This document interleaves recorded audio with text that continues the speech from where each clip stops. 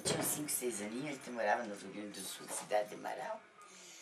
E daí a gente morava numa casa que tinha um poço de puxar água com manivela, sabe? E a gente era criança. Você vê o que é o dono de uma pessoa. Então, desde criança, a gente fazia, pegava a caixa de sapato, fazia cartãozinho que nem baralho e fazia um risquinho para dizer que era carta de baralho. E eu via sorte para as crianças na tampa do poço. A minha mãe via aquilo, pegava, queimava e dizia que era coisa do diabo. Cada vez que nós fazíamos isso, apanhava. Daí foi indo, sempre. Eu estudei pouquinho, daí a gente sempre estava vendo para minhas amiguinhas, tal. Mas quando eu descobri que eu tinha um dom, eu já não queria mais ver. E daí todo mundo ia atrás de mim, todo mundo queria ver. E aquilo estava me incomodando. Então mas eu não gostava de ver, eu via só. Mas tinha um impulso que fazia ver, entende? Aí depois comecei a ver um pouco, eu tive um salão, trabalhei com salão, via para minhas clientes, as mocinhas, elas sabem o que é coisa de salão, né? E todo mundo dizia que estava certo, mas eu me sentia, às vezes, fazendo uma coisa certa, outra vez uma coisa errada, sabe? Eu sou aquela pessoa que é referência em cartomante. Então, às vezes me liga umas pessoas que eu nem sei quem são e falam: ah, minha amiga X falou que você conhece uma cartomante boa. Eu falei assim: aonde? Eu conheço uma em Salvador, eu conheço uma no Rio de Janeiro, eu conheço uma em São Paulo, eu conheço em Curitiba várias. E normalmente eu tenho anotado lá o que cada uma falou. De tempo em tempo eu vou lá, pego o caderno de novo, vou ler para ver se acertou. E eu adoro falar sobre isso e adoro quando alguém fala conheço uma cartomante X e eu vou querer ir lá conhecer para ver se é boa ou não. Eu morei no Vale do Jequitinhonha, que era uma cidade que o povo acreditava em lobisomem. Tinha um tal do bicho de Pedra Azul, que até hoje tem até no Orkut de comunidade, o povo jura que viu o tal do bicho de Pedra Azul. Então esse negócio meio de coisas sobrenaturais era meio que comum. E meus pais nunca foram assim muito católicos, muito de rezar, muito de acreditar em alguma coisa, então era super aberto, né? E a gente ia se mudando para uma outra cidade, a vizinha era mãe de lobisomem, a outra não sei o que, já tinha visto o bicho de Pedra Azul, o prefeito jurava que já tinha visto o tal do monstro de Pedra Azul, que era um cara que diminuía de tamanho para entrar na casa das pessoas. E era normal as pessoas falarem isso, então pra mim existia uma outra vida, existia toda uma... daquilo. E aí, com 13 anos, eu fui no primeiro cartomante, assim, foi bem legal, com as amigas e tal. Então era tipo uma coisa divertida, né? Vamos juntas lá, tal. Quando a gente fala em psicanálise, é muito difícil falar do coletivo, né? Sempre é do particular, do singular, mas é possível, sim, fazer algumas considerações sobre porque o homem, qual é a relação do homem com o seu destino. Né? Que de alguma maneira é onde a gente pode discutir sobre o assunto das cartomantes, das sortistas, né? Elas são pessoas que de alguma maneira a gente pode supor um saber nelas sobre o destino, né? Então se uma pessoa procura uma cartomante, ela quer saber sobre o seu destino, ela quer saber sobre o seu futuro, ela quer saber de alguma questão em particular na sua vida. Para que a gente procure alguém para perguntar sobre isso, é preciso que a gente nomeie essa pessoa como alguém que pode nos responder isso.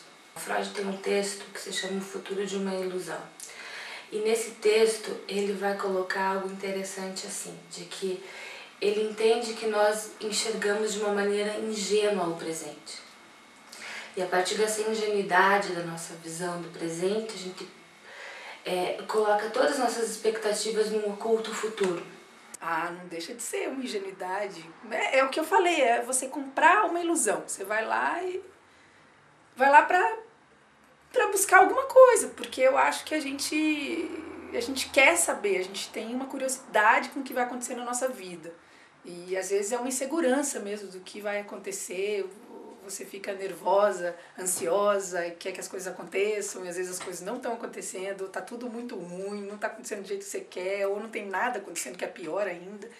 E aí você vai lá pra ouvir alguma coisa. Então, não sei se é ingenuidade, mas eu diria que é algo natural você ter uma curiosidade. Só que tem gente que fica triste, tem gente que conversa com um amigo, tem gente que vai numa terapia e tem gente que gosta de cartomante também. Eu faço um pouco de tudo. Esse aqui É um baralho que eu me localizo melhor, sabe? Com mais que não tenha muita figuração nem nada, mas eu me localizo nele. Ele abre a porta. É o ABC, né?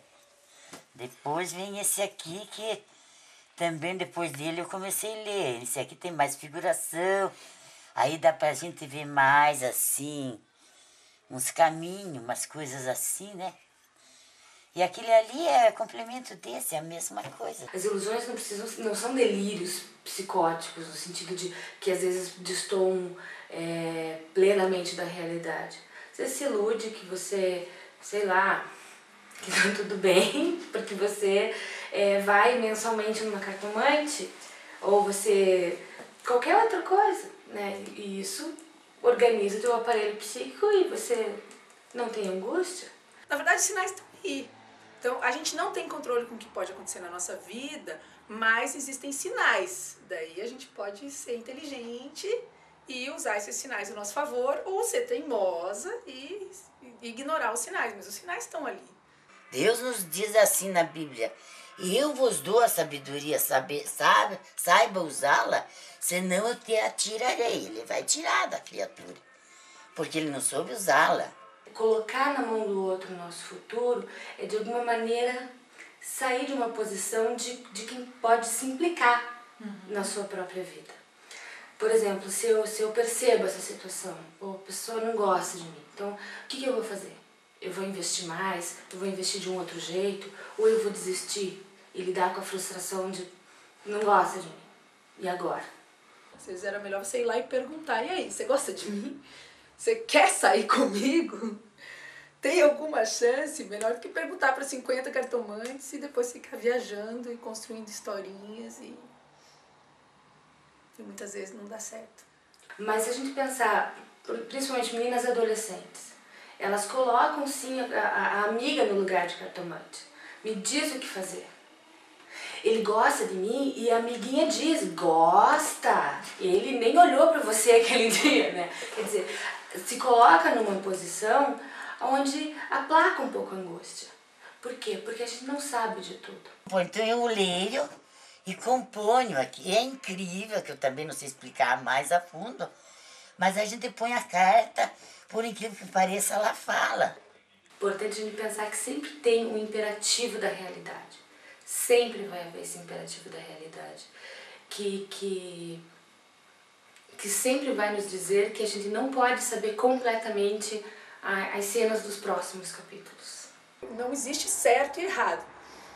Mas, por exemplo, às vezes as pessoas pensam: eu fui na festa, não tivesse ido, não tinha conhecido fulano, era pra ser. Não é que era pra ser, talvez num outro dia, numa outra festa, teria encontrado uma outra pessoa que também era certa. Existe só uma pessoa certa. Por exemplo, você está namorando um moço, aquele é a tua alma gêmea. Eu coloco a carta aqui, lá embaixo, você vai ficar junto com o teu maridinho. Depois eu vou pôr para te mostrar. Se eu colocar 10 vezes e não sair você aqui junto com o teu maridinho e teus filhotes, aquele casamento não dá certo. É incrível, mas eu já fiz 1000 vezes essa experiência com as minhas clientes, sabe? A mulher pode demandar o amor com mais facilidade que o homem.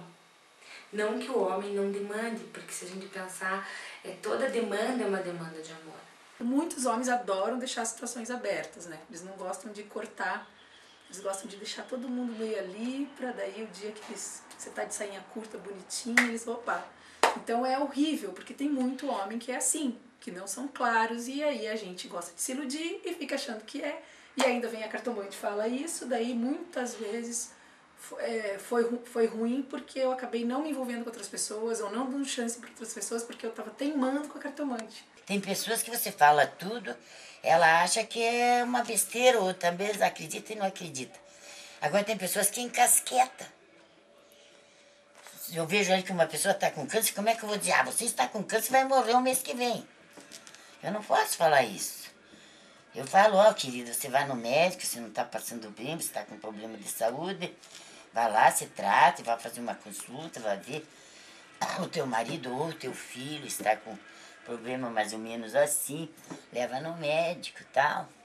Eu tenho a sensação que eu vou viver bastante, Mas eu tenho medo da morte das pessoas mais queridas, assim. Eu tenho um pouco de medo, assim, puxa, quando acontecer, eu sei que vai acontecer, né?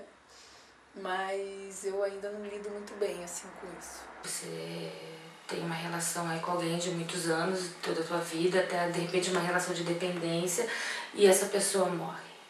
Isso faz um corte na sua vida que você pode também, a partir daí, lidar com a falência, né? Alguém morre. Morte é uma passagem que a gente faz só que depois que você morre é tão sublime a morte que você não precisa de matéria. É maravilhosa. Todo mundo tem medo da morte. A morte é bonita. Bom, então tem alguns textos da obra freudiana que podem nos auxiliar, né, nessa discussão.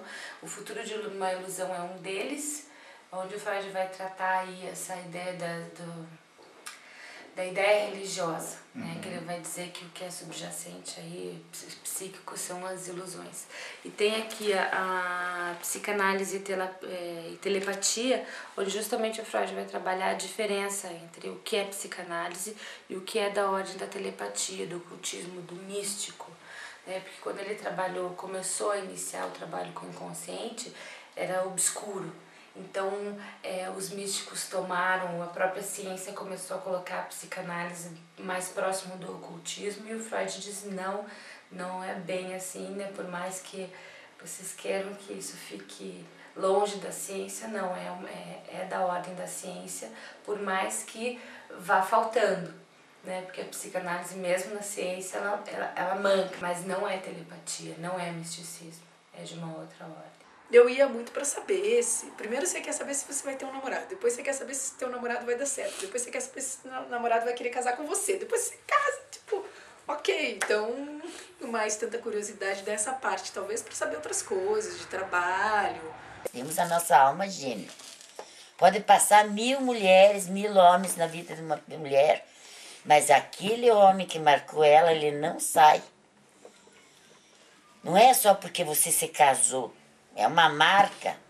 É claro, mais ou menos a sua idade, que nunca teve filho antes, que é engenheiro, e realmente eu tô casado com um engenheiro, alto, magro, claro, que nunca teve um filho da minha idade, e aconteceu tudo no tempo que ela falou, né? Inclusive, uma amiga minha que lê carta super bem, ela falou, olha, é esse cara que você vai casar, eu nem conhecia ele ainda, assim. A gente tava se falando pela internet e tal, daí depois ela falou, ele vai te pedir em casamento em abril, e vocês vão casar em junho. E realmente em abril ele me pediu em casamento. Deus me deu a graça de criar elas, são meus Deus, meu tudo. E eu tenho tanta gente que me gosta, pessoas todas me ajudam. Eu não tenho ninguém me incomodando. O que eu posso ajudar as pessoas, eu ajudo. Eu acho que eu sou feliz. Eu acho que eu tomei algumas decisões porque as cartomantes falaram. Então, talvez eu teria feito alguma outra coisa diferente se eu não tivesse escutado o que elas falaram ou tivesse ficado mais aberta, né? Muitas vezes eu fiquei tendenciando as coisas, mas hoje eu não tenho como avaliar isso, né? Com certeza isso influenciou no que aconteceu, mas por enquanto tá tudo muito bem, então eu tô feliz. Não me arrependo, não.